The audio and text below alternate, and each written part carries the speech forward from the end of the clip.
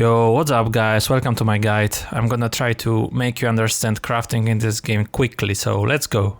The most basic resource for crafting are affix shards. You need them for adding and upgrading an affix. You can get them from shrines, monsters, monoliths, basically just playing the game. You can also get them from shattering an item using Rune of Shattering. And then you get the affixes according to the mods the item had.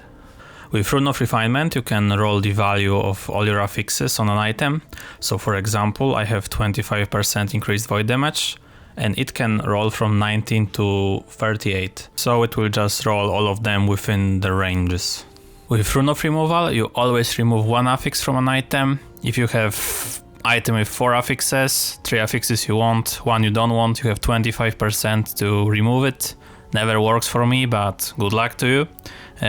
You can also use it to shatter an item without using Rune of Shattering. You just spam Runes of Removal and you remove all affixes one by one. With Rune of Discovery you can add one random T1 affix to your item. It's not really worth doing in the end game, but you can use them in the campaign on the leveling gear. When you don't want to waste any of your shards, you just can put random affixes on them and make them more powerful. With Rune of Shaping you can reroll the implicits on an item, so for example on this sword my melee damage, melee void damage and void penetration can be rolled to other values, like bigger or smaller. I could get like 70 melee damage for example. So yeah, if you get a bad rolls on your implicits, that's a good way to fix them. With a Rune of Ascendence you can change your item into a unique or set item of the same type. You can see the chances of getting a specific item on the wiki and you can try getting them that way. Rune of Creation is basically a mirror from Path of Exile. You duplicate the item, you remove all the forging potential, so you can't craft anymore on the item. But it can be useful if the item is like amazing or it has a good affix that you wanna put on your unique. So you can have 2 items to craft a legendary with. Rune of Weaving is basically pay for convenience. If you have an item with Weaver's Will, you usually have to play the game to see what mods it adds. But with Weaver's Will you just use the rune and the affixes appear on the item. Rune of Havoc allows you to swap tiers of an affixes on the item. So if I have this item with T1 void damage, T6 attack speed and T2 stun chance, I can swap them over and I can possibly get like T6 void damage and T1 attack speed. This can be very useful if you wanna get a rare affix with a higher tier, like plus level to a Raising Strike. Just get another affix that's a high tier, use the Rune of Havoc and your Raising Strike becomes higher tier. With Rune of Redemption you can reroll the exalted affix on an item, so if I have the exalted increased melee attack speed on this sword, it will reroll into another affix that can spawn on this item. Now let's get over the glyphs. Glyph of Hope is the most important glyph in the game. You wanna use it as much as possible, it's your bread and butter.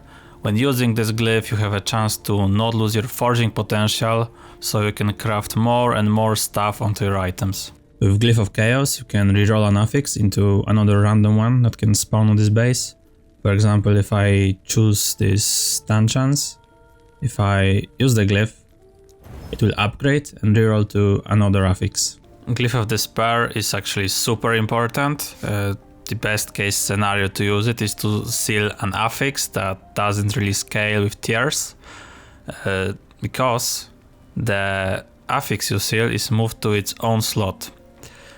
You can use them to free up a slot so you can add an affix to the new empty slot that you just created. I can use it on the T1 void damage to move it to its own slot, and now I have another empty prefix so I can add anything I want to this item. It's worth mentioning that you have to use it on low tier affixes because otherwise it will probably just fail. The Glyph of Envy isn't really a crafting glyph, I would say. It helps you progress your monos. So for example, I have 98 stability in this monolith right now, and I can use this glyph with like a random prefix I want to add, say this. Now I use it and I gain stability to my mono. When you have an item that you wanna use, but it doesn't have any legendary potential, you can make it legendary or add legendary potential to it using Nemesis. You can put it in the Nemesis egg and then just empower it over and over until you can challenge the Nemesis and get your upgraded item back. In this case, my item gained 2 legendary potential. So that's it for this video. Thank you for watching, leave a like and subscribe if this guide helped you in any way, and see you guys next time. Bye!